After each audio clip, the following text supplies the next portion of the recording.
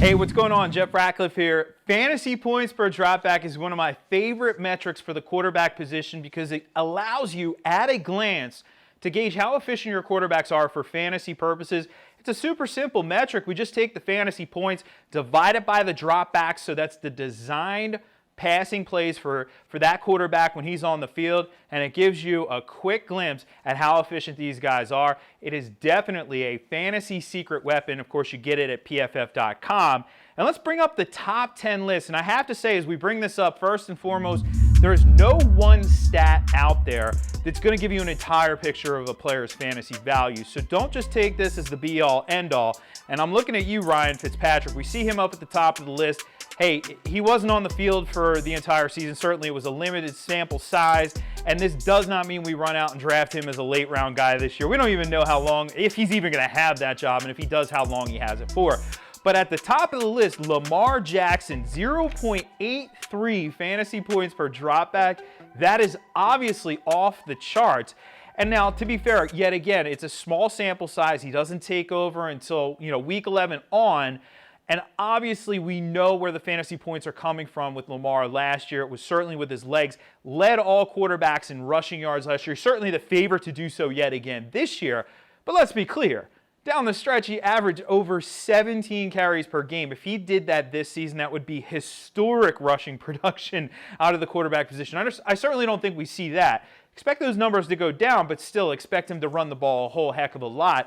And this really shows us, Lamar is one of the modern fantasy quarterbacks, a guy who can certainly add points with his legs. And let's not forget that every 40 rushing yards from a quarterback, same amount of fantasy points as a passing touchdown. So these are big fantasy points that you get out of Lamar Jackson. Now, he is on the extreme rushing end of the spectrum. You're not going to get a ton with his arm. Anything you get there, you really look at as a bonus. But what I like about Lamar is this upside with his legs. So this year, you're getting him in the late rounds, and I think he certainly deserves consideration there, but I'm drafting him only if I also have a safe option. So if I have Phillip Rivers or Tom Brady or somebody like Kirk Cousins who has a relatively high floor but not a high ceiling, a guy who isn't going to win your fantasy league, but he's probably not going to lose it for you either, that allows you to take a shot with some upside with a guy like Lamar Jackson. Now, I expect this number to go down because, hey, look down the list. 0.67 Patrick Mahomes.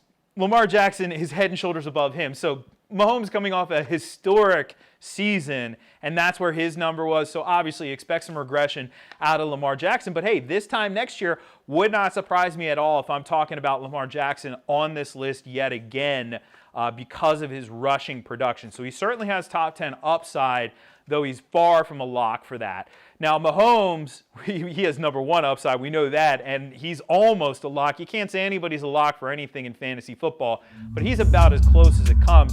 And the thing about Mahomes, again, it was a historically good year. He could regress somewhat significantly and still be far and away the number one fantasy quarterback. So you know what you're getting with him. But if there is a guy who's going to threaten for that top spot, you see Deshaun Watson come in at 0.55. That's a big-time number out of Watson, and he certainly has some of that modern fantasy quarterback element to him as well because he's so good with his legs, but he's also coming off a 4,000 passing yard season, so that's a big-time number right there. Coupled with his legs, there's major upside with him. He is my number two quarterback. If there's a guy to unseat Mahomes this year, I think it is Watson. So you get some major upside with him. Be careful you're not drafting quarterbacks too early, but I tell you what, if Deshaun Watson's sticking around on my board in the 6th round, if he's still out there, I am attacking. I'm pouncing on Deshaun Watson. Probably won't be there in your home leagues. I know. Quarterbacks go earlier, but you might still see that in some best ball leagues, possibly where quarterbacks tend to go later. We're talking about upside, though, here, and guys who can run the football. Josh Allen is also up there at 0.56 fantasy points per dropback.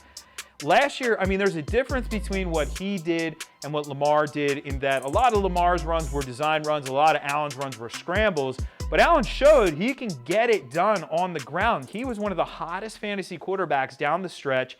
This year, gets John Brown. It's not a major upgrade in the wide receiver core, but John Brown should help a little bit, and we know John Brown gets downfield, and we know that Josh Allen likes to throw the ball downfield. Check out our average depth of target video for quarterbacks, and you'll see exactly what I mean about Josh Allen's numbers from last year. So that bodes well. He's another one of those super late round darts with major upside. I mean, you could miss. You're going to miss with your late round picks. It's going to happen, but you're also going to hit with some of them. Allen could be one of those guys who hits this year. Likewise, Mitchell Trubisky. I think we're widely overlooking this guy. 0.55 fantasy points per dropback. He had 2 number 1 finishes weekly finishes last year. Of course, he had it with the 6 touchdown game, but his other, that came in a game where he added with his legs. So Trubisky has that element of the modern fantasy quarterback as well. Really like him, obviously, this year as a later round upside guy. Another year under his belt in the league, another year now, second year with Matt Nagy. Really like him a lot. And again, I'm going to couple him. He's one of those upside guys, so I couple him with a safe guy, Brady, Rivers, Cousins, etc. Some guys not on the list. Well, Aaron Rodgers did not make the list. Last year, it was a down year for touchdown productivity. He was at 0.46.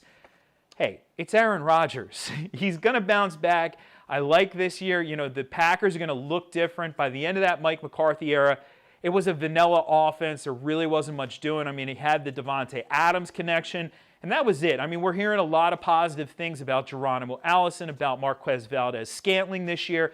So that should give Rodgers a little bit more in terms of, you know, in his arsenal, his wide receiver cores this year than he had in the past. So I like Rodgers to bounce right back. He's right on the cusp of that elite tier. I mean, I have it this year right now entering fantasy draft season as Mahomes, Watson, Luck, and then Rodgers is right after those guys. So look for a bounce back from him. Now, the other name I got to point out who did not make the top 10 last year, and we know he was a hot quarterback last year. He's going to be a hot quarterback in the fantasy draft season.